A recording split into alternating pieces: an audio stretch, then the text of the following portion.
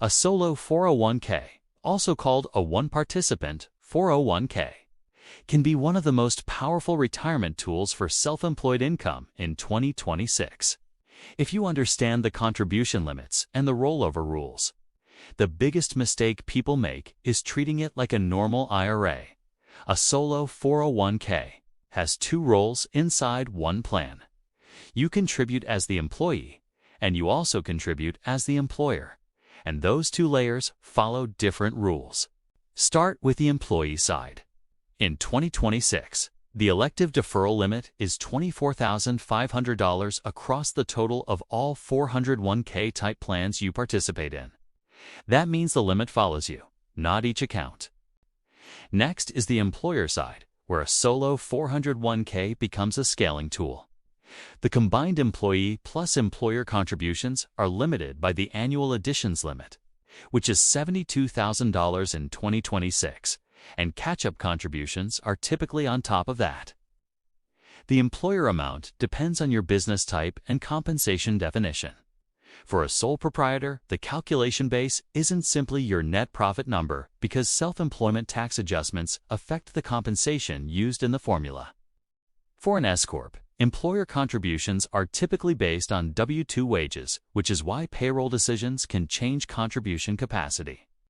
If you're age 50 or older, catch-up rules may allow additional deferrals. And there's a higher catch-up range for ages 60 to 63. For 2025 and 2026. That higher catch-up limit is $11,250 if your plan allows it, which can meaningfully increase your retirement savings capacity during peak earning years. Now let's talk about timing and compliance. Because maxing contributions only matters if you're eligible and your plan is operated correctly. The IRS notes that one-participant 401k plans are generally required to file Form 550 OEZ once plan assets reach $250,000 at year-end, which is one of the silent rules people miss until they get a notice. Next, tax-free rollovers. A rollover is usually tax-free when you move funds between eligible retirement accounts without converting pre-tax money into Roth. The clean rule is keep pre-tax funds in pre-tax accounts and Roth funds in Roth accounts, unless you intentionally want a taxable conversion. The IRS explains rollovers and how they are reportable, even when not taxable.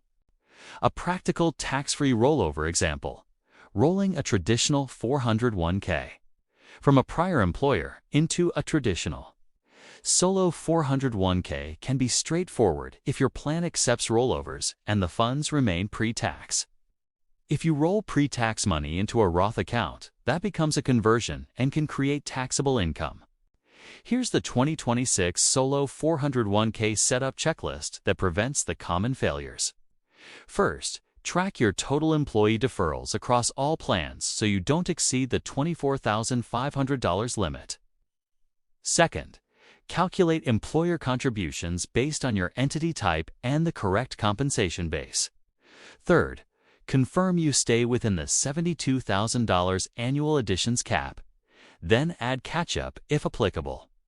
Fourth, keep a simple documentation folder: your calculation worksheet, contribution confirmations, and any rollover paperwork. Finally, if your assets cross $250,000, add the Form 550 OZ filing reminder to your annual admin routine. If you treat a solo 401k as a system limits, timing, documentation, and rollover character, it becomes a predictable retirement engine, not a yearly scramble.